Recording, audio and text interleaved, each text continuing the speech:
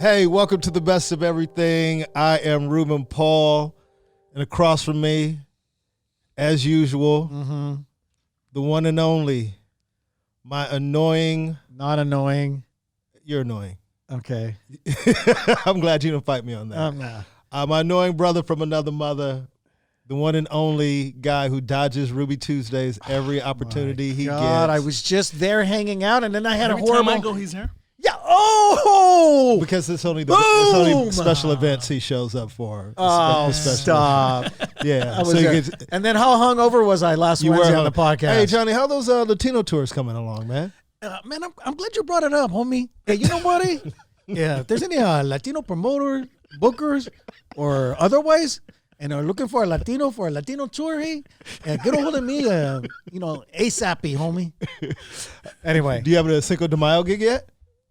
You know I never get gigged on Cinco. I never get booked on Cinco de Mayo, dude. That's how watered down Johnny is.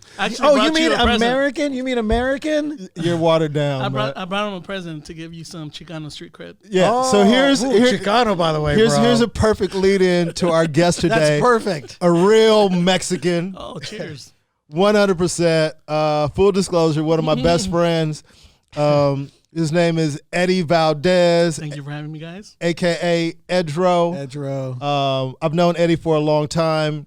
He is the assistant to one of my best friends, Russell Peters. And you've been his assistant for how long now? 10 years. Wow, man. Yeah. 10 years, dude. Time assistants usually have short shelf lives, right? I know. And I kind of wanted to talk about that today. Kidding. Like, a lot of people, if you're not in the industry, you probably aren't familiar with what assistants do or how tough the job is or the short shelf life that assistants have. But Eddie has been Russell's assistant for 10 years. And sometimes it's a job that is very demanding and you don't get a lot of accolades or appreciation sometimes. But I appreciate it. I let him know I appreciate him a lot. So we're just going to talk about, his journey, how he got to be Russell's assistant, what it's like, what you've learned in this process, and how easy you have it that you don't have to pay rent. So, and by the way, I feel how many assistants live with their boss though? It's like good and bad. Yeah, because you're on call 24/7. Exactly. Yeah. And I always, I'll talk to Russell on Eddie's behalf sometimes, and he goes, dude, he has a good life. He gets paid well. He doesn't pay any rent. I don't care. Yeah. I try not to complain, no matter how tough of a. And I don't like the word. I feel like what he does doesn't fall into the word assistant. I feel like because it's not just he's not the person at the office that's just making phone calls. He lives side by side with. What else do you call it? I say assistant / tour manager. Yeah. Oh yeah. Okay. Tour. I was gonna say career partner. Well, but here's the thing though with Eddie. But this is a friend of mine. I like that's tour managers, just so we can get. I mean, they're gonna figure it out, but just to give them a picture of what it. But it's that's really better. It's really an unsung job because a friend of mine was an assistant for, and I won't say the person's name because of the story I'm about to tell, but for a famous actor, comedian, pretty famous. And she used to say, I said, how is it working for him? He's like, he's really cool, but I'm on call all the time. And she didn't live with him. And I go, what do you mean on call? And right when we were talking, her phone goes off. It's like, yeah, it's 11 o'clock at night. This motherfucker wants the Cheesecake Factory. And this is before Postmates and Grubhub. So she'd have to call it in, get up, go pick up Cheesecake Factory, drop it off at his house. That, he still doesn't know how to use that, so it's still me that would have to do that kind of thing. Russell doesn't use Postmates and stuff like that? He's ever used those. He just started using Uber, like on his own, so that's what? Hilarious. Oh my. Well, no, you know what? It's not. I always try to tell him it's not a stressful job. I'm not complaining about that, but it's time consuming. It is. It takes away from your personal life, your schedule. Me being there for 24 hours feels like 24 hours of work. So if I can get away without hearing from him for a whole day, I mean, that's very unusual. Yeah. So, Wow. But Russell does pay well. He pays me well, and I'm not going to complain, man. Of course. But there's always something to do, whether it's being at the house, there's a pool cleaner that needs to get paid, guys that watch the cars, the maid, gardeners, dry cleaning, running errands. Running errands, picking up his daughter from school sometimes, helping take care of her, and now even with the little baby. So there's always something to do. But what's dope is it's like you get hired on as an assistant. But one thing that's good about Russell is the people that are closest to him, you become family. Yeah, You know what I mean, and even with that though, like, I mean, you're one of the first guys I hit it off with, and even with all the friends he has around, I think there's still a handful that I'm really close with, that I stay in touch with all the time. But most of the guys that he has around that are really close with him, I'm close with now. Exactly. And he has a good team around him, and we all get along, all the crew that we travel with. Yeah, and me and Eddie, we've traveled all over the world together, and that bonds you in itself when you travel with someone. Dude, isn't it funny how sometimes there's comics that we know in passing, we've known for years, and we're just like, hey, what's that? And then you go do the road together. Yeah. And then all of a sudden it's like, hey, man, where's my boy? Yeah. Because there's such a bonding that happens. And for me, it's been cool because, I mean, I was a big fan of comedy before working with Russell. I met Russell through Benny Mena. Yeah. Who used to run the Latino nights the Laugh Factory. Yeah, he still does once a month. Once a month, Long Beach. In Long Beach. He used to run it in Hollywood, and I used to go to his shows a lot, and that's where I met Russell. And me and Russell hit it off, but I saw so many comics there that I became big fans of, and then I got to meet through Russell. Then they got to come on the road with us, and that's a cool thing. And so the first time I met you, so it's been 10 years, so it was 2009 we met? Probably even before that, because 2009 is when I officially got brought on, but I was with him maybe a year before that. So I was probably... Did you say 2009? 2009? Yeah. Wow. Because I remember meeting you on the first gig at the Brea Improv. See, that's right when I got out of jail, too. Yeah. Okay, I was going to bring that up, so we could talk about that. Good. See, we talk about everything on the best everything. Yeah. So no, man, no. So we're going to talk about Eddie's journey as an ex-con to Russell's assistant, having to get his passport cleared up so he can, go into Canada and places where Russell's from. So let's start. So you met Russell through Benny Mena, another Latino comedian friend of ours, and I met you when we're doing the Brea Improv, and he brought you to sell shirts. Yeah, I was just helping him out. Yes, exactly. You're just helping at that time, but I was a week out of jail. Really? I just got out. And what happened? So I was working at a bank doing loans, and that's all I've ever done. Like right after high school, I moved away to go to college, started working at a credit union. I was really good at it. Planned on making it my career. And you met Felipe through working at the credit union, right? Well, by going to Benny's shows. I met Felipe. I told Felipe, I work at Felipe a bank. Esparza, so right. I work at a bank. If you want to come cash your checks, so you don't get your checks held for child support.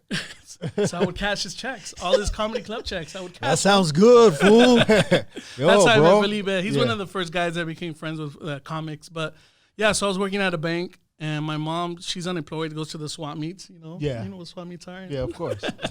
You know what swap meets are? Yes. Do you, Johnny? Here's the weird thing, though. In the Valley... They call them flea markets. Flea markets were more commonly called than swap meets. And I'm talking where the Mexicans were. I'm not talking about whites, and it was predominantly Mexicans that were selling. So he and I have had this discussion because we always heard flea markets growing up, but he says swap meets. It was swap meets. You're from Southern Cal, right? Yeah. LA. Maybe it's a Southern Cal because I'm talking about Central and Northern. But it's a Southern Cal, but it's more. You know the joke I do about it. Yeah, it's more of an inner city thing. I think in the hoods we call them swap meets, and in the suburbs they call them flea markets. That's the joke. So my mom. But this is out in the rural. This is out in the country. So maybe that's another thing too. Yeah, flea market. You know what I mean? Yeah. So my mom would sell perfumes, colognes, clothes, whatever she would get her hands on. Right, go to the swap meets and sell it. Did she set up a booth and everything? Yeah, set up a booth. Oh wow. Yeah. Oh, wow. So one day, I don't know how, she came across a box of facial products. She's like, "Why don't you help me sell this stuff?" I was like, "What do you want me to do? Go door to door? What the fuck?" She's like, "It's good stuff. Tell your friends, tell your coworkers." So I look it up, and this is when eBay was pretty popular. I mean, I guess it still is, but I was like, "Let me try eBay." Started selling this shit on eBay, and sold everything, and made like $3,000 in a month. And I was like, "What is this stuff?" And she's like, "Oh, my friend works at the warehouse and he gets it for real cheap." I was like, "Damn, we'll keep buying it and we'll keep selling it." I don't know if you guys have ever heard of it. It's called Dermalogica. some expensive high-end wrinkle creams and all these different things. So my mom kept buying from this guy. I kept selling. Long story short, the stuff that we were selling was stolen. And me and my mom... You guys had no idea. I mean, we were buying it from the trunk. Oh. I'm not going to say we didn't know. Like, that's why we got put in jail, because first thing was like, do we have receipts? We didn't have receipts. We're buying it from this guy out of his trunk. But sorry to cut you off, but that's like a real common hood thing. Like, how many times, like, you want to buy some Jordans, there's somebody who'll pull up but this is out of the trunk and... The amount of stuff that my mom had at her house when the cops raided our house was valued at over $20,000.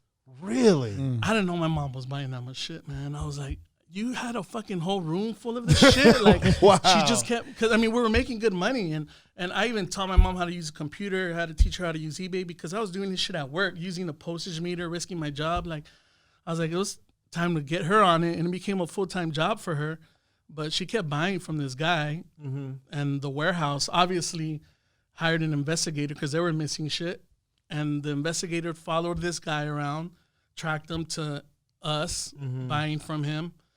Even bought stuff from us off of eBay, because it's kind of like Avon, Mary Kay. You're supposed to buy from a licensed representative or whatever. Right, gotcha. You don't see much of that stuff on eBay.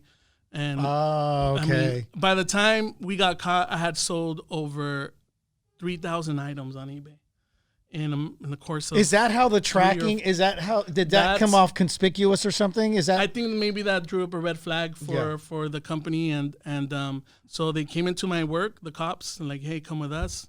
They came to the bank? They came to the bank, but they didn't handcuff me or anything. Oh, okay. Yeah, and but still, were they uniform or they were uniform, plain clothes? Oh, okay. And I like had to call in. I was like, hey, I'm sorry, I have to go. Something's going on. Yeah. At home. Still, you don't want this. Yeah, man. You just don't want the cops coming in, dude. But here's the thing, man. And this is not to justify it. Like, you guys knew you were probably buying stolen stuff when you were buying it. But this is not to justify it.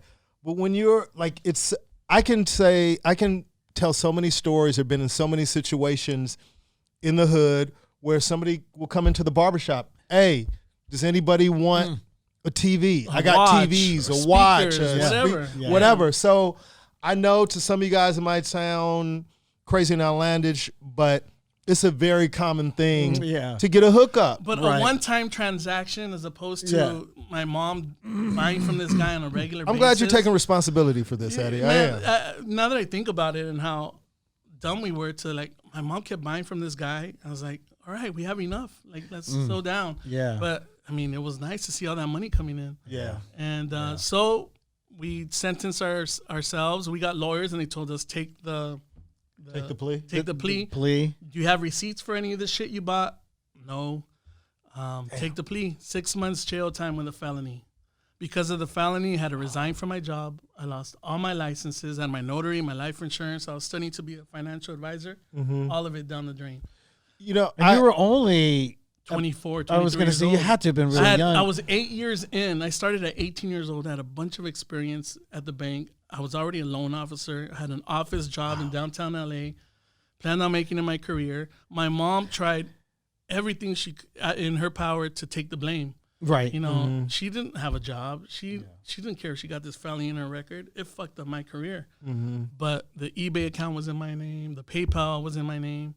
I was considered the mastermind of the operation. It was so stupid, dude. Yeah. So me and my mom, we turned ourselves in November of 2008, along with that guy who was selling the shit. He got charged with grand theft, but he got the same sentence. But he was an illegal, and he got deported. Wow. Well, you know, and you did not do 6 months. My mom did 2 days. I don't know if the jail was overpopulated. The computer just kicks you out. Right? Yep. No previous record, non-violent. Everyone told me you won't do 10%. I did 50%. I did 3 months. I was going to say, I was going to ask you if you ended up, I was going to say about 3. November of 2008, did 3 months. So I missed Thanksgiving, Christmas, New Year's. I never missed the holidays with my family. It was hell, man. Yeah. Did you become? That's still long, man. That's 3 months. 3 months, dude. That's a long. You know what though? I got lucky. First 2 weeks was General Pop, which is what you see in Gen the fucking Pop, movies. Exactly. what you see in the movies. You walk in there, they're like, "Where you from? What set you claim?" I was like, "Paisa." I'm a Paisa. You know what a Paisa is? Yes, I do. Okay, good, Johnny. Did you become anybody's girlfriend? That's what everybody listening wants to know. Well, that's the thing. First 2 weeks, I saw 5 people get their ass beat. It was so funny. They tell you what rules to follow. Like, never take your shoes off in case shit goes down. You're always ready. Never take a shower with a black guy. You just tell you don't get in the shower with a black guy. I don't know why I didn't ask. Well, because the black and the Mexican thing is really heavy in LA. Oh, I always heard it's because black men were attracted to Mexican men. Oh my God. That's how we get it off. Yeah, that's why we get along. That's so why well. Ruben's like, "Hey, Russell, who's the new guy you hired?" Damn, but shit. But listen to this though. I've always thought about this. Like anybody who knows Eddie or meets Eddie, like after spending some time with him, you realize he was a good guy. But think about Russell, Indian comic from Canada. He was still new to LA. He was new to LA, and he hires a Mexican ex-con. Yeah, no and shit. that just Because he knew that you told him. When I got out, we were already. You were at the show, and then when you met him, when I met him, it was before that happened. That's right. And we hit it off, and we stayed in touch. And he'd invite me to fights when he would have them at the house and stuff. Okay, yeah. And then when I got in, he heard through Benny and through other guys I knew what happened to me. And when I got out, he's like, "Yo, I'm at the Improv this week, and come hang out." And I told him everything that happened. But I get out January of 2009. The economy's at its worst. I don't remember the housing market crash. Yeah. The money that I was used to making, and not even being able to find a job. So I was in LA County and Twin Towers. Those first 2 weeks was hell, but then they moved me into what they call a trustee dorm, working inside the jail, and they call our cell the Holiday Inn of that jail. Oh, okay. And it was a piece of cake. It still sucked, you still have to fucking take a shower with dudes next to you. Yeah, you're taking yeah. shit. Our bunk beds were this close to each other. It was fucking hell, man. But Well, I mean, and you had never done anything prior to that, right? Like you didn't even get you never had like a DUI, open container, as no a teenager? previous record. That's why I think they moved me to the trustee dorm. Yeah, no previous record, non-violent. Same with your mom. They're just they're like, man, she. But imagine you go into this general pop and then what are you in here for, bro? What are you in here for? Oh yeah. I'm like I've never even had a fight before. Selling perfume, selling beauty supplies. I'm not gonna lie and get caught up in the lie, Yeah, I've never even had a fight before. Suck, man. Then some big dudes go, "Hey, I'll protect you, fool." Oh yeah. Hey, bro. I got Avon over here, bro. He's with me now, homie. But I just timing in life is just a funny thing. Like for you to meet a person like Russell who didn't judge you or hold what happened against you, because some people be like, "Man, I don't know." You know what I mean? Exactly. I'm sure there are probably people around him like, "Really, Russell? You're gonna hire a guy who just got out of jail?" And when I think about it, when I got out, hanging out with him that weekend, after that weekend, he's like, "Yo, I'm in Houston and in DC in a couple of weeks. You want to come?" It's like, dude, I just got out of jail. I don't even know if I could travel. Yeah, right. And he's like, "Don't worry about it. I'll take care of it." And I thought he would forget. I didn't hit him up after that, asking, "Yo, what's up with Houston?" Yeah. His assistant at the time. Sonia, hit me up and was like, "Hey, Russell said to book a flight for you to Houston and DC. These are the dates. Give me your info and I'll take care of it." I was like, "Damn." And I was on the road with him like a month later. Yeah. And at that time, were you just helping him move merch? Or just nothing? Nothing. Just to hang out. Just hanging out. Wow, I didn't know but that. that's when I kind of stepped in and I was like, wow, let me see what I can help him with. This guy's bringing me on the road, giving me $100 here and there for helping him sell shirts or whatever. So, and that soon after, he had me house sit for him. I'm like, how's he going to trust me house sitting for him? That's just crazy. But it was the right time, right place. It was around the time his career blew up financially. And he bought this new house, and I was around to help him out with the move. This was the Studio City house, yeah. He had a small 1,300 square foot house in the Hollywood Hills, and he moved into a 6,000 square foot house, and I was around to help him out with the move, landscape. I remember all that, dude. I was like, I'm Mexican, I know people. I can take care of this shit for you. You know what's weird because Eddie was always transparent from the beginning about what had happened, and I remember talking to Russell going, "So he just got out of jail, huh?" And he was like, "Yeah." And but I like him though. He's like, "Dude, he's a good kid." A lot of Russell's guys were like, "Hey, Russell was asking my opinion, like what, he asked a lot of people Like, what do you think of this Eddie guy? Because I might bring him on. I guess that's what the word was going on. You're welcome, man. You're welcome. Thank you. So, but because it was January when I got out. Yeah. It wasn't until August of that year. I was down to my last dollars. I had taken out my retirement. I didn't know what I was gonna do. I was trying to find a job. But you had the felony on Russell wasn't paying me enough to keep me on my feet. It was just, random gigs here and there helping him out. And in August of that year is when, you want to work for me full time? You want to be my assistant? I was like, sure. And then and when you look at Eddie, he's the most unlikely assistant. You know what I mean? He looks like he could be playing football. You know what I mean? I've never done none of that. He looks like shit. he'd be more security than he would be an assistant. Mm-hmm. And Eddie's worked hard, reliable.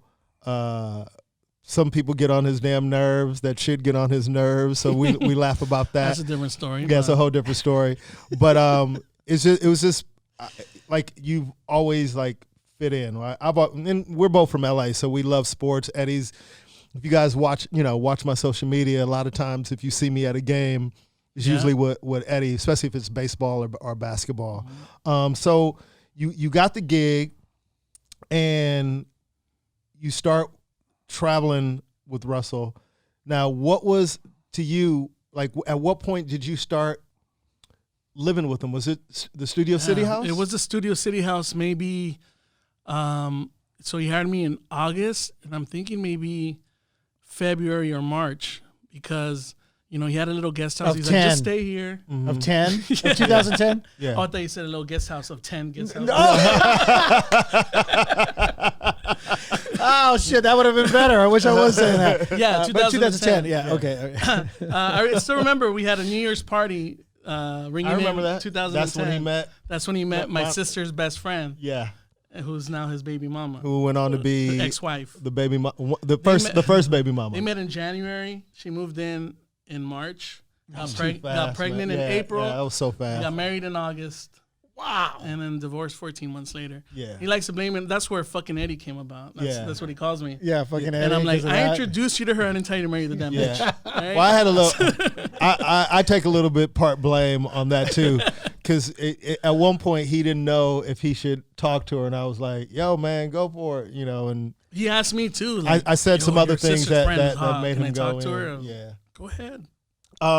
So I'm sure, like, you getting this job, like, for the first year, like, did you have this thing over here, like, I can't mess this up? Was there a lot of, did you feel like any pressure? Hell yeah, man. I was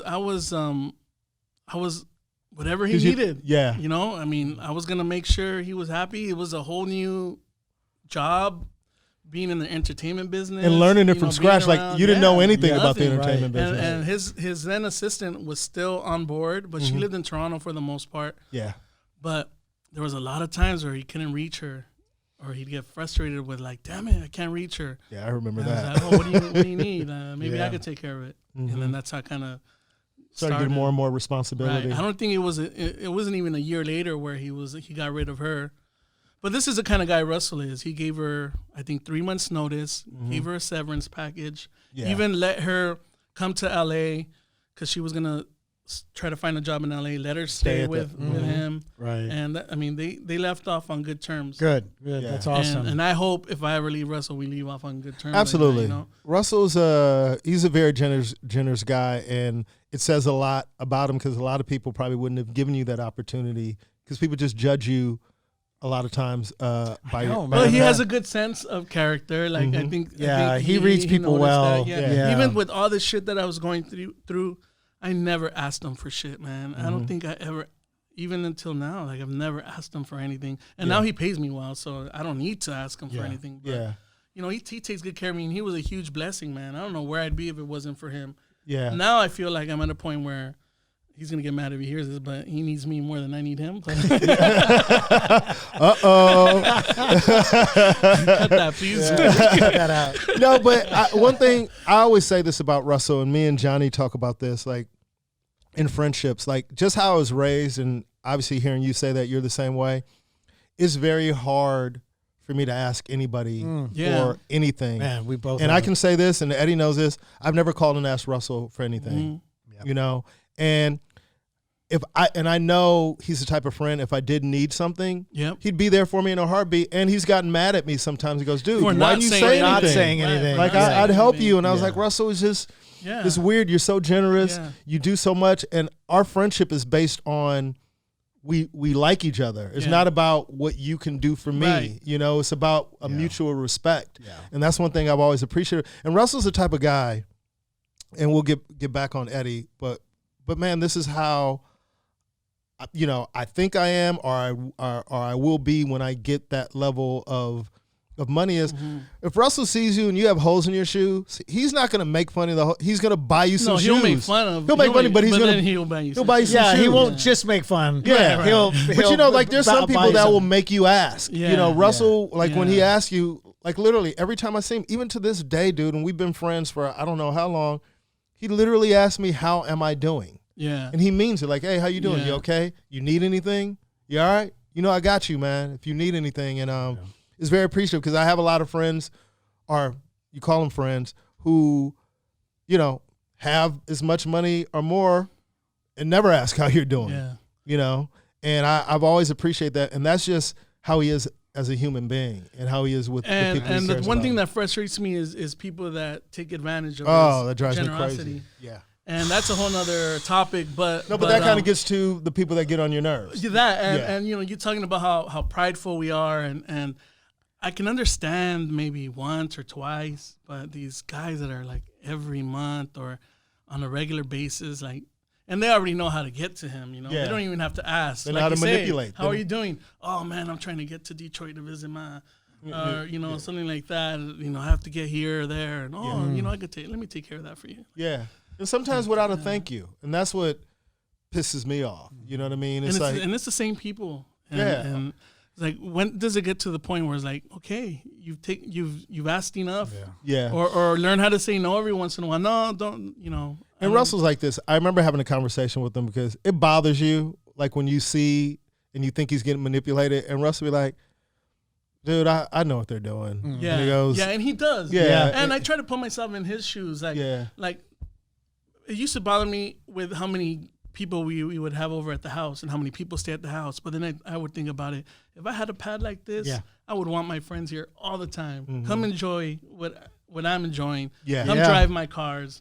You know, do all that. Because there's way more of people in this industry that have that the mansion and they're by themselves all the time. Yeah. You know, And Russell that- wants people around him, but you know, even to this day, it's like, yo, dude, like you're not responsible for everyone, especially when it's the same thing over and over and over again, where they're not even putting forth the effort to do it. They just go to Russell, and I've seen that in a lot of camps. And when Russell's a guy also that I appreciate about him, when he does do something for somebody, he doesn't throw it up in your face. Yeah. You know what I mean? Never does. Never. And I'll put in my 2 cents and my little opinions here and there, but he's a grown man. He knows what he's doing.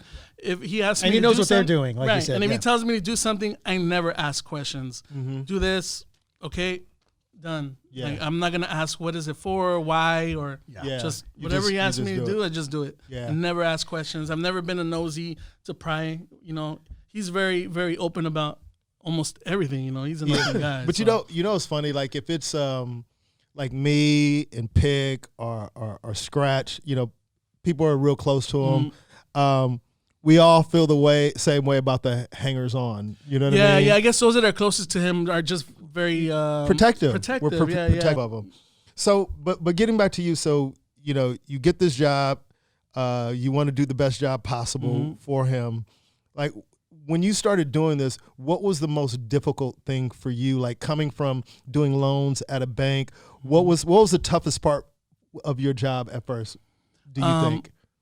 Getting a grasp of his schedule and how busy he was. Like I did shows here and there, and then, you know. And, and once it got to them sharing his schedule with me and having to organize booking flights and hotels and transportation. That is tedious. And it's a lot of work. Man. I mean, it's a lot easier nowadays with you do everything through your phone. Yeah. But then at the time you were you'd have to be on a laptop or computer, right? And then okay, whose credit card do I use? Because I don't have that money to do it on my own. And at first I had to use mine and get reimbursed later. And then it got down to him giving me a credit card to use for business purposes. And that was probably it. Getting a grasp of his schedule and making sure everything's booked, flights, hotels, just everything, and make sure I don't miss anything. Because when we do these big shows, it's 10 of us, and I had to take care of everyone's. All the travel, that's right. everybody's, It's everybody. Yeah. And one thing that I noticed is like when you start hanging out with people who are really busy, because like you said, from the outside in, you're like, oh, they just show up and do shows every once in a while. You don't realize the meetings, the auditions, things with family, business meetings about other things. And it's constantly reminding him of, hey, don't forget you have this. And now I can put stuff on his phone, on his schedule, and set reminders. And Reminders, like it pops up, And what's great is a lot of times with Russell, I'll just hit Eddie up and go, hey, man, is Russell around this time? And go, hold on, he's free this time. He knows the schedule, and he keeps track of it. Now, as far as getting the scheduling goes with everybody, what, in your opinion, other than, we made fun, you make good money, and you say, like, what's the best part of being his assistant, and what is gratifying about it for you, especially when you kind of had a career you wanted to go into that you were good at? The traveling. You traveling is the best and the worst part about the job. But before working for him, the furthest east I'd ever been outside of LA was Phoenix, because I went to school out there. Vegas. Never been to San Francisco. I was 22, 23. I'd never been to San Francisco. Wow. Only to Mexico or to Mexico. To Jalisco. And that's it. Never been anywhere. Wow. Me being an LA kid, never saw snowfall for the first time until I was 27 years old when he took me to Detroit. Yeah, and then now, how many times have you been around the world? Man, more than I can count. Yeah. And just how dope is that, man? 2 years ago, we did 150 cities, 19 countries in 2018. And this year, we're in a different city every weekend until the summertime. Isn't that crazy? So, I mean, it's great. That's definitely the best and the worst part about the job. Yeah. And then being able to travel for free, he pays for everything. Yeah. And it's not only that, and it's how we travel too. Like right? He puts us in first class, stay at the best hotels. I mean, we are spoiled, man. We are spoiled. And I think a lot of comics want to open for him because they know that. He takes really good care of the comics he takes on the road. Let me tell you what's hilarious. When Russell is local, because he travels a lot, so he doesn't do a lot of spots in town. I think. Okay. When Russell is doing a show locally, man, every comic looking for a gonna bring gig, this up. like, dude, it's like Thriller, like the Thriller video. Everybody's coming out of graves and like shit. when he did Ruby Tuesdays. Oh, look, Johnny showed up. Yeah. Every comic that's looking for a gig just shows up, and it's I'm not knocking anybody's hustle, man. Do what you got to do. But it makes me laugh, and I start giving some of them shit. I give some of them advice on how to get through to Russell. Those that I like that I wouldn't mind him having on the road with me. Yeah, I was like, hit him up now. when he's drinking. Yeah, because one thing about Russell is he'll promise you a gig in a second, and he'll keep his promise. Yeah, and then sometimes with me, he'll be like, "Damn, I promise." Blah blah blah blah. Yeah, and then like sometimes he's added me on gigs that I wasn't even supposed to be on. You know what I mean? It's like, I told such and such I'd give it to him. Yeah, he doesn't do it often, but he does double book sometimes, and then we have to tell a comic, you know what? He'll get you next time or something. Get you next time, and we will. But even when sometimes you would call me and go, "Hey man, I'm gonna, Russell wants me to come down. Why don't you come with me?" And we'd go to Brea or Irvine. Yeah. But the comics would travel from LA all the way. I don't want to say it, but I'm sure everyone already knows we're in Brea this weekend. So okay. Well, there you go. Show. Yeah. And so there's all these comics. And actually, there. I don't mind when comics hit me up saying, "Yo, Russell told me, Russell told you could come hang out, come hang out. Yeah. But please, if he told you to come hang out, come." By yourself. Yeah, don't bring friends. It's frustrating. Think you're gonna get tickets. Yeah, it's jam packed. It's just a shit show, man. It's just being his friend, where you just like, now you're taking advantage. Yeah, like Russell's very gracious when you come to his shows. When you're in the green room, you're allowed to order food. He lets you order food, but then people start bringing friends and family. They're all in the green room. Everybody's ordering. It's like, dude. All this isn't free, man. Yeah, I've never understood that, dude. Like, I just don't. Me and Johnny talk about that all the time. Yeah, I've just the never people who understood that. just go, oh, this is the opportunity to bring. It's almost like they're using it to impress their family and 100%. Which is fine. You know, like, I mean, hey, that's awesome. I'm friends with him. I mean, he I knows do that me. with dates all the time, you know. Yeah, you Like, do. I'll take a Ruben Tuesday. That's different. That's But totally no, different. you bring a friend and this friend's ordering a steak in the green room. Like, really, dude? No, man. like, dude, I don't know. It just. But again, Russell doesn't blink. He doesn't say anything. It's just who he is. Yeah, and when I first started with him, it was just slowly getting more responsibilities thrown at me, and it wasn't by plan or it was just weird the Naturally way happened. Yeah, it just naturally happened. First it was just, you know, random shit around the house, dry cleaning cars, watches, and then booking flights, and then but the more responsibility he threw on me, the more he would pay me. I think those first 3 years he gave me 4 pay raises. Oh wow. And he told me, you know, I see you're doing more, I'm gonna bump up your pay. Man, dude. And now every year I get salary, right? I get paid salary every 2 weeks. Money gets in my account. End of the year, last year he gave me a $10,000 bonus. You know, as we did a lot of stuff outside of the country, and his brother, who's his manager, gave me a $5,000 bonus. That's Russell's ringtone right there. Yeah. Is it really? Yeah. You could answer it. No, Answer it. it's not Oh, it's not him? Oh, okay. I just that's his ringtone. That is Russell's ringtone. That's Come on, hilarious.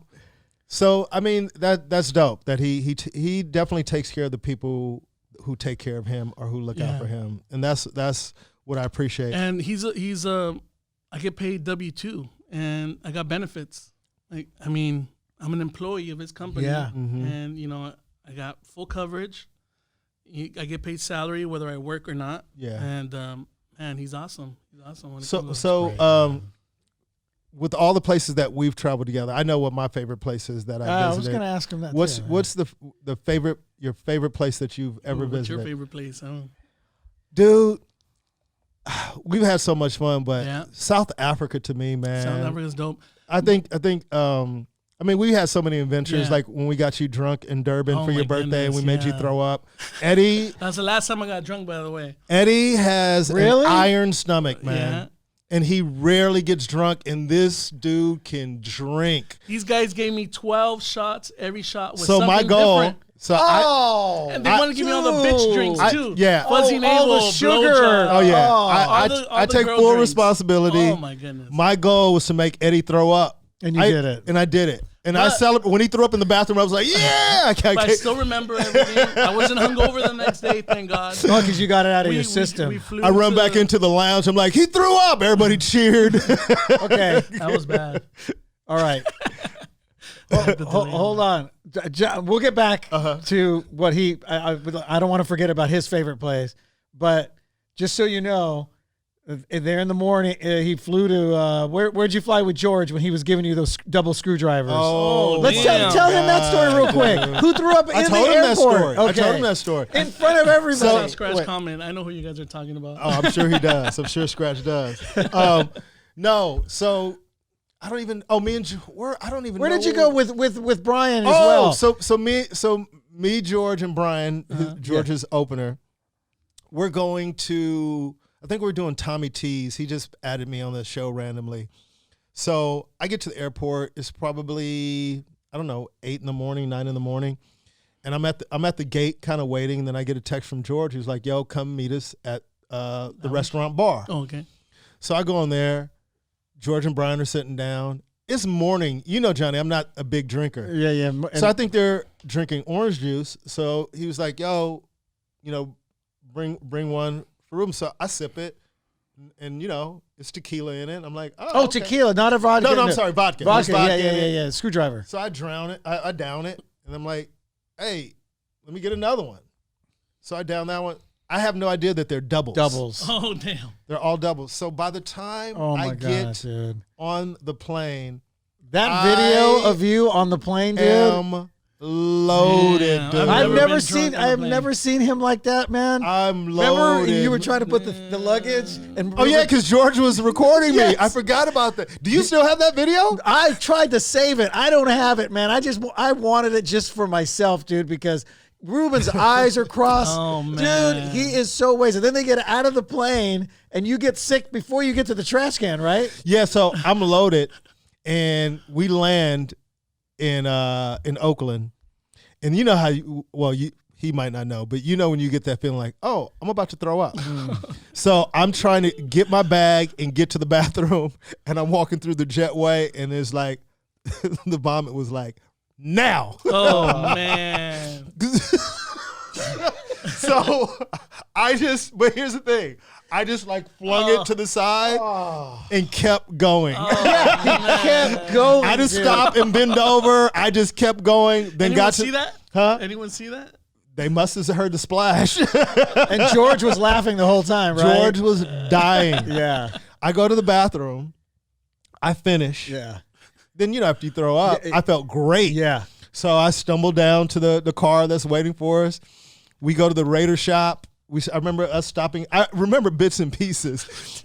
I must remember us stopping at the official Raider store in Oakland. We go and buy a ton of merch. And then we go get something to eat. And then we get to the hotel finally. We had a show that night. We get to the hotel. We're like, we're going to take a nap. And I remember my alarm going off. And I was like, I just laid down 2 minutes ago. But it had been like 4 hours. Damn. And went to the show hungover. And You were hungover. and still drunk. Yeah. Like kind of, that drunk, like you wake up Yeah. and did the show. But Eddie. So, okay. So now you asked him earlier about he got you sick there in South Africa. Yeah. Now, what is your favorite? But in South Africa, I think Cape Town and Joburg. I just like South Africa in general. Yeah. But go ahead. Anywhere in Asia for me. I can't really pinpoint a place, but Bangkok, always have a blast in Bangkok. Hong Kong. Hong Kong is great. Jakarta, just all the places in Asia. If you tell me to go to Europe. Who got sick in Jakarta? Everybody got sick in Jakarta 10 except us. of the 12 guys got sick. Yeah. In Jakarta. From drinking or from food? From the food. We think it was from food. Remember Ray? Ray, one of Me and you are the only ones who didn't get sick, and right? Shake, I think Shake didn't get sick Okay. either. Yeah, it was 9 of the 12 guys who didn't get sick. I mean, who got sick. 9 of the 12. And Ray, one of Russell's security guards, he's in the best shape out of all of us too. Almost died on us. Yeah, you remember man, that was right? crazy. His kidney started failing on him. He had to get put on dialysis. This was who? This is Ray. Ray one was of Russell's security guards. Run Russell's guy. security. In the best shape. Great shape, great guy. Yeah. So he had to go on dialysis in Hong Kong. We know in Hong Kong. From Jakarta, we went to Hong Kong. From Hong Kong, we all went home. We had to leave him in Hong Kong. He was in Hong Kong for 2 months. Yeah, dude. We had to send his brother to go. And here's the thing. Keep him company. And I remember thinking, because at the show, like Ray is always upbeat, and I remember him kind of like laying down in the green room. And I'm like, "You're okay?" Because everybody kind of left, and me and Ray went out afterwards. We went to this place called the Frying Pan, which is like a 24-hour type Denny's place. I don't even know if you know that. Me and Ray went out. So when he was sick the next day, I was thinking, oh, maybe he was hungover from just hanging out. And then after we did the show, and Eddie sends me this picture. He's like, "Man, Ray is sick. He threw up in the elevator, and you took a picture. You took a picture. Made a meme out of it. Yeah, made a meme out of him throwing Bad. throwing up because we didn't know how serious it was. Yeah. Right. Oh no, because I think we were flying back to Dubai. There was or an something. after party too. I remember he was sick. He got better, and we started drinking at the club. And I think he went a little too hard, and it probably re-aggravated whatever he had going on, and then he just got knocked out. So, but everybody else sounds to me like everybody else all got sick from something. Oh, I know where we were going. We were going to Russell. He was sweating on stage that one show he had. Yeah, because I know where we were going from Hong Kong to Singapore, and he couldn't make Singapore, and we had to leave him there, and then from Singapore we went home. and then we went home from Singapore. Yeah, but it was, and we just didn't know how serious it was, and then when we landed, it was like, no, dude's in the hospital, because my friend Jamie Gong, was there, help, who has a takeout comedy club there. Yeah. Ended up kind of like being he was the in his hotel liaison. room for 3 days straight without any food. He couldn't even take any water. Any sip of water, he would just throw it up.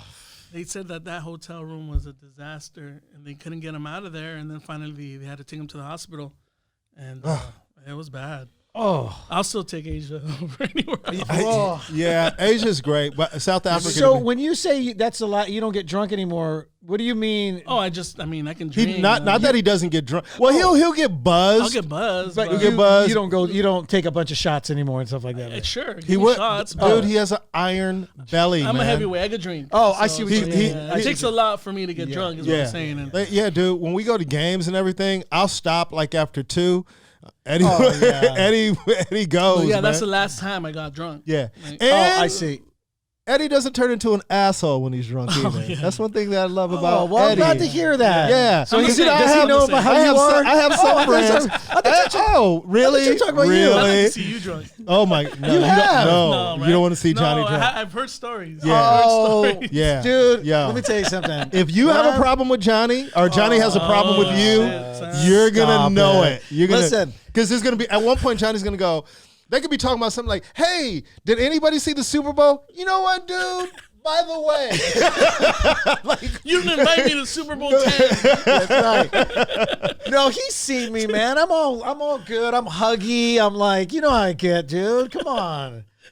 I get huggy. you start at Huggy, and then you go to Muggy."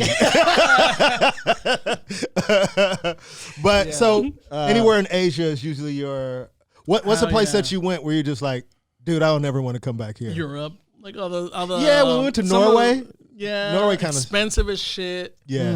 What about Ireland? Have you ever been to Ireland? Because No, I've always wanted to go to. I I would always like to thought go to Ireland would Ireland. be great to go. Scandinavia or those places where they're cool, but I'm not- Amsterdam was fun. Amsterdam's awesome. Yeah, we had That's fun in a- Amsterdam. Yeah, I hear a lot of great things about. Yeah. Now, what about in the States? Is there a certain city you always go? Man, I'm so glad we're going. New York. New York, Oh, yeah. Chicago, Miami, Yeah. Seattle, Portland, all the major cities. that I Yeah, like. yeah. Um, God, New York's great, man. Jacksonville was one of the ones that is surprised you? memorable. No, that Oh. I'm like I don't want to go back. Oh yeah, I was gonna say Yeah. that's surprising to me if it was like one of your It is favorites. cool to travel with Eddie too because like he likes to explore and go out and do things like actually take advantage of the trip where as comics we'll just stay in the hotel man. room. Yeah, and that's the All thing about day. Russell. He's very low maintenance. On the road, I feel like I'm less busy than when we're home. Well, he likes to stay in. Russell likes to sleep in the whole day. Oh, he does sleep in late. Go I get remember. breakfast. Breakfast is at 3 p.m. Yeah, I I remember got that. all Yeah, day yeah, to yeah, do my yeah. shit. And Yeah, then and do a breakfast little at 3. shopping and then That's get ready it. for the show.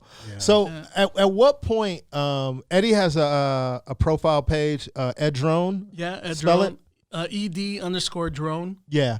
Eddie is great with the drones. And my shit made it on Hip Hop Evolution. You know, I have shit on Hip Hop Evolution. Dope. like Skyline I didn't know that. footage Yeah. And then even the Russell- opening of Russell's special Yeah, you shot. and the end of it too. So where did your love for photography and the drone thing come from? I think ever since I was a kid, I remember home videos. My aunt's always with the camcorder and me wanting to take over it. And I think that it was ever since then. Once I could afford a camera and YouTube, you learn so much shit on there now, and just self-taught. And then when the drones came out, I was just so interested. When did you buy your first drone? Because I don't even remember now, but it must. Because be how many drones are you into now? How many have you had? like 8 or 9, but I've crashed a few. But yeah, I mean, it takes a lot of practice as far as getting good with it. But yeah, when drones came out, I was just so into them, and it was just a hobby. It's always been a hobby, and I think it still is. But when you can make money off of it, when people are actually asking you to, what's cool? When I go to Mexico, people ask me if I can help them find their livestock. Like in the ranches, like farmers would be like, "Hey, I have a cow that's missing. Can you?" I was like, "Man, that'd be a good money maker out there to help with that." Because I just always thought like it was dope because I mean all of a sudden like we'd be doing this traveling and all of a sudden Eddie has a drone and then he's really into it, like invested time into it, and it's really I watched good. all those videos you post, and it's cool. man. The cities we're in and get to Dude. travel. Oh, I some mean, of the just, footage. Some of that footage, dude, it's like It's pretty like you're amazing. watching. Sometimes some of them, or most of them, I should say, remind me of like the Earth documentaries. Where they go to different places and in different live animals and stuff. It's different, but it's that kind of beauty that he captures when he.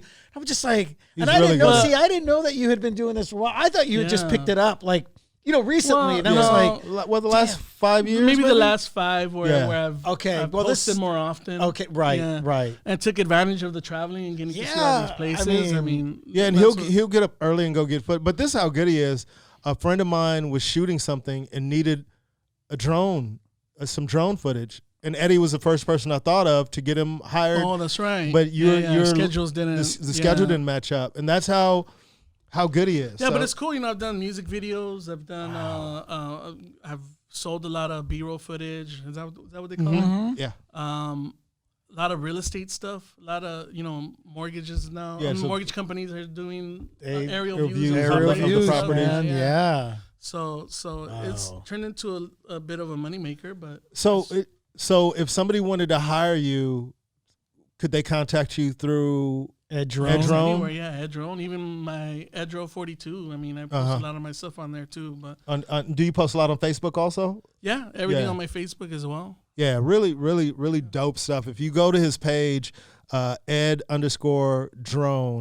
you see some dope footage of a lot of the places that you've Are you gone. in any of my videos? Have we done anything? I think we did something together. I remember where we were all standing. What? I don't know. It just looks funny the way you're grinning and thinking at the same time. Yeah, it just made me laugh. Because I mean, there's been times when I remember one time it was me, you, and somebody else, and we were standing, and we were like, I think it was in Philly, maybe, when Short Bus was doing the thing. Okay, you're in that video. I think I'm in that. The Rocky Steps. Yeah. So illegal. Oh, the Rocky. It is? That's what I wanted to ask you. So Eddie, don't look at my shit. Don't forget about steps. I want. What was that place with the stairs? That you have to walk. I think it's the other stairs you were inviting me to. Remember, I go to Calabasas ones. Yeah, that's right. Calabasas, the one in Calabasas. Yeah, that's actually close to where the Kobe's accident. So this is, I've been meaning to ask you this forever. Not in this. It's cool asking you this on the podcast.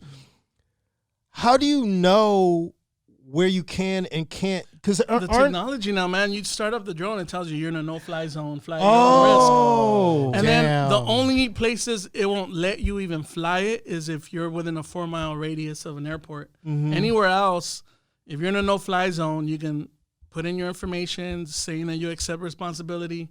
Oh, because they can. You have to huge fines. I mean, if you get caught. Have you? I've been warned a couple times. Fox Theater in Detroit. I was flying it over the theater, and then the stadium's right there, the baseball stadium, and there was a game going on, and I flew it up in the air. And once you got that thing up in the air, no one can see it. Yeah. But sometimes the satellites can see it. I'm sure. Yes. Yeah. Cops came up to me right away. Hey, there's a game. They took down the information on the drone and took down my information. Thank God I had a lanyard on, and I was like, I'm part of the production Fox show, production, and they let me. So let me ask you this. You were flying the drone, and the cops came directly to your location. They knew exactly where you were. I was bringing it down, though, so they must have been tracking the drone. Oh, they were tracking it. Yeah. If I feel like there's someone eyeing me, then I'll go drop it somewhere else or try to get away or make the drone get lost. But yeah, that was. I thought I was gonna get a fine. And then the scariest place I've flown where it's so illegal was Niagara Falls, because first of all you're at a border. Right between two countries, and you're an ex-con. Can't even get into Canada. Canada was a place they're strict, man. That was that was the hardest place to get into. I know. I've heard that from a lot of people. Yep. Horrible. It was, so you're at Niagara Falls, and you did it anyway. But I woke up at 4:30 in the morning when the sun's coming up. Rain was in the forecast. There was no one there, so that's when I was like, all right, I'm gonna get some quick shots real quick. That was dope. Didn't you get some footage of Dodger Stadium? Yeah, I got a bunch of Dodger Stadium stuff. Now, that was without a game going on, right? You just drove down there and got some drone footage. I remember seeing that. That was. And dope. That time that I got footage there, I was allowed because the police academy is right there. And Joey Medina, that's right. He works with the police academy. He does a lot of because when I did that stuff. When I did that that show with Joey that we shot. We shot a couple of scenes at the police academy right around the corner from Dodger Stadium. So Joey's an excellent director, by the way. Really, really talented. So there was I think there was a grand opening of the police academy. They had just done a bunch of work, or there was a graduation, and he was recording a bunch of stuff, and he brought me on as a drone operator. So I was like, I'm gonna take advantage and get some. That's dope. Get some. Matter of fact, I need to reach out to shit. Joey. You guys know Joey Medina, very funny comic. He was one of the Latin Kings of comedy. Yeah, the But original. one of the original.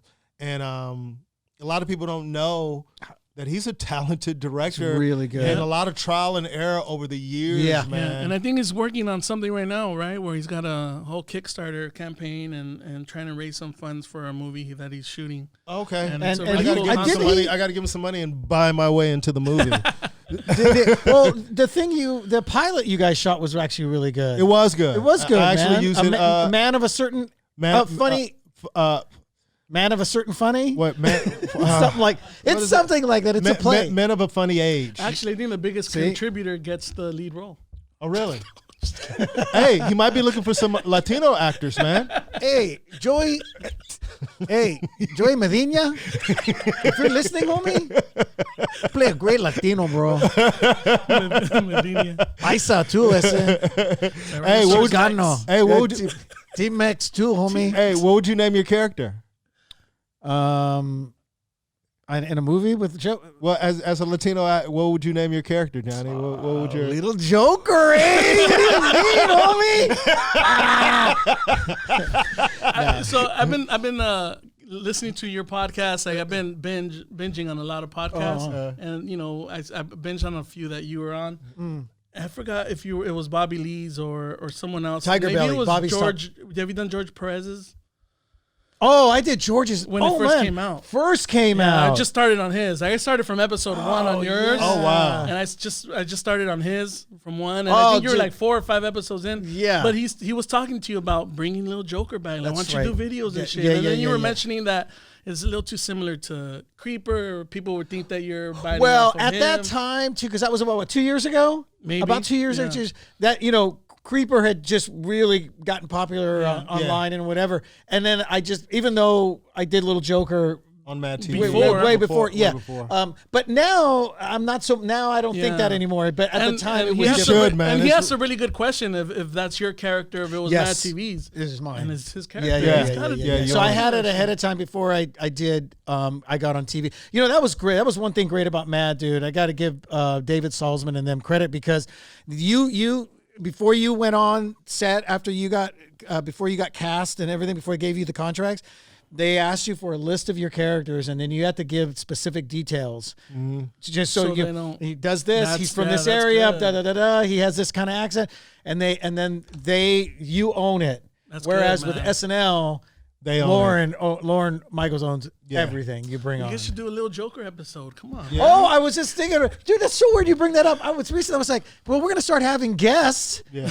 We got to have a segment with Little Joker. I would love to have, because I'd probably get along with Little Yeah, you get Joker along better more with than Little I Joker. would. Yeah. I definitely would. Yeah, I'd get along.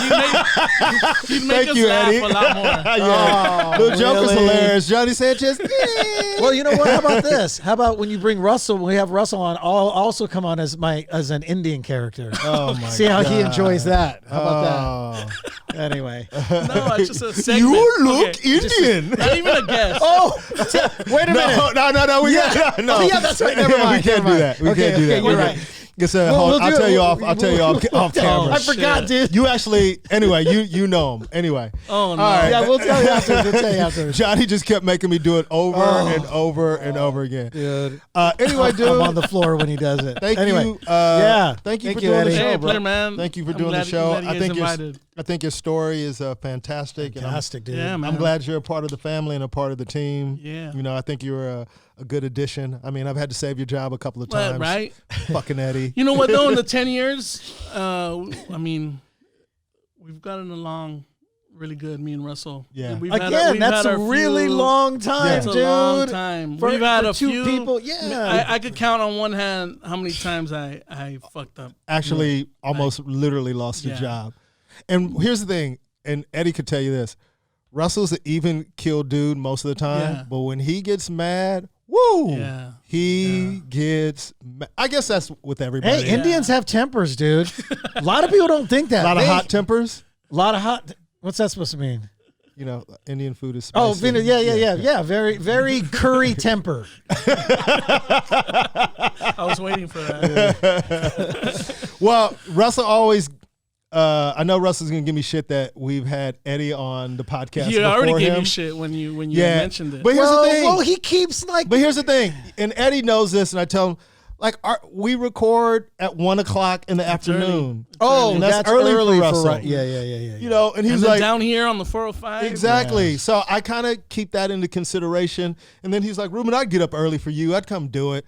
So why don't we just do a different? Besides, we Take a still trip down we to his still house? haven't even done, or his house, or we still haven't done the one. You know, it's been over a year, and we still haven't done the one where we're gonna have drinks while You we're could take on. this backdrop with you. Come on. Well, we'll talk to our producer Renee, but we are set up to travel. But I want Russell to come in the studio. He said he'd come in the studio. It would be dope if he came in. You know, Yeah. and he will. Now that we're putting it on blast, You know I'm sure what? he'll come in. Yeah, you know what? He would be the perfect next guest after me. Yeah. So we'll try to get him. Well, on. Yeah. Well, What- like I said, can we just make a later time if we're gonna do it here?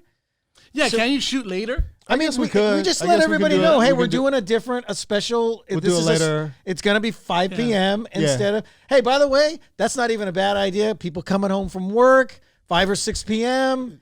Slow down, Johnny. It's 8 or 9 on the East Coast. We're not People doing it watch that this late. from work. Yeah, we're not doing. Probably. not doing yeah, it that's that long. right. Anyway, Yeah, you're right. Eddie, I love you, brother. Love you guys. And thank you for doing the show. Thank you. And thank you to everybody who came out to Ruby Tuesdays last night. It was a great show. We had TJ Miller came through, was really funny. Is he still on Silicon Valley? No. Oh, He okay. left Silicon Valley, but he was the star of that Emoji movie, and then That movie's good. I don't know why people shitted on it. I never saw. I thought it was great. Really? I've watched it because of B. We've watched it like 10 times. Oh, wow. Dude. Yeah. I think that's so. It's such a clever concept. But Yeah.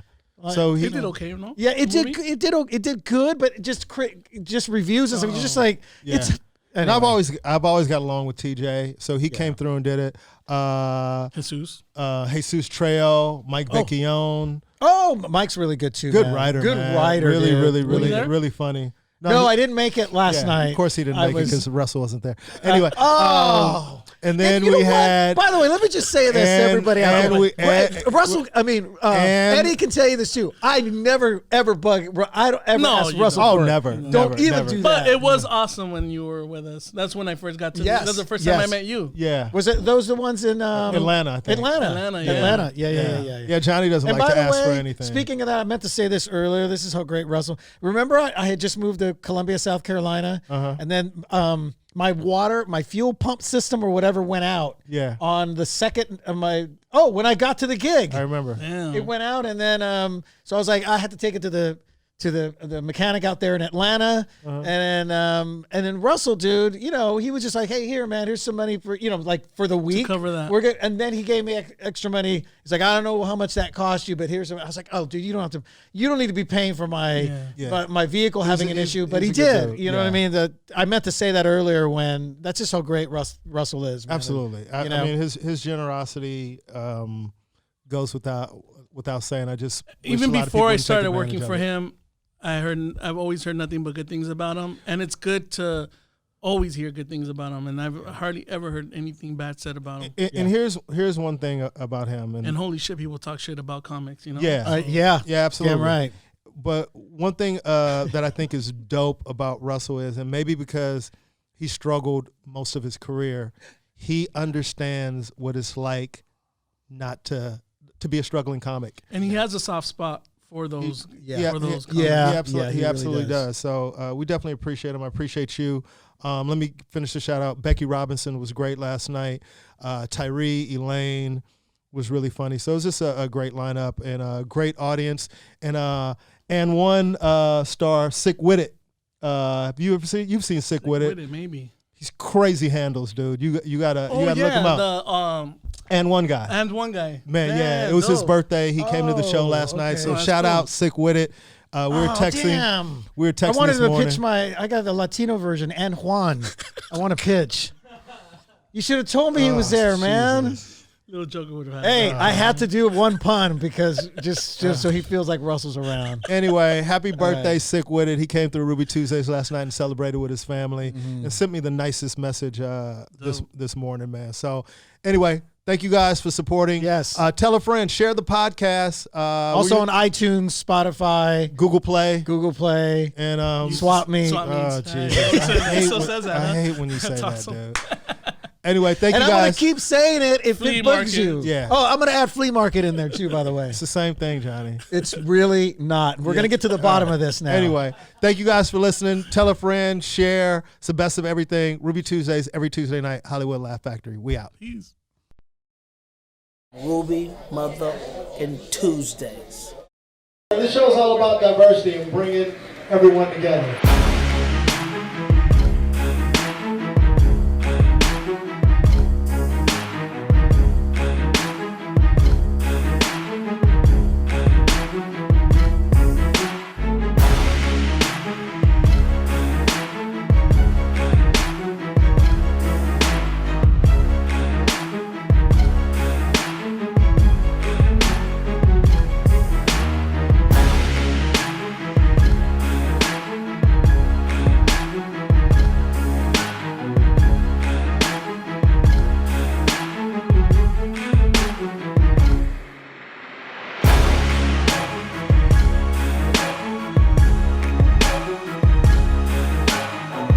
You never know who you're going to see at Ruby Tuesdays.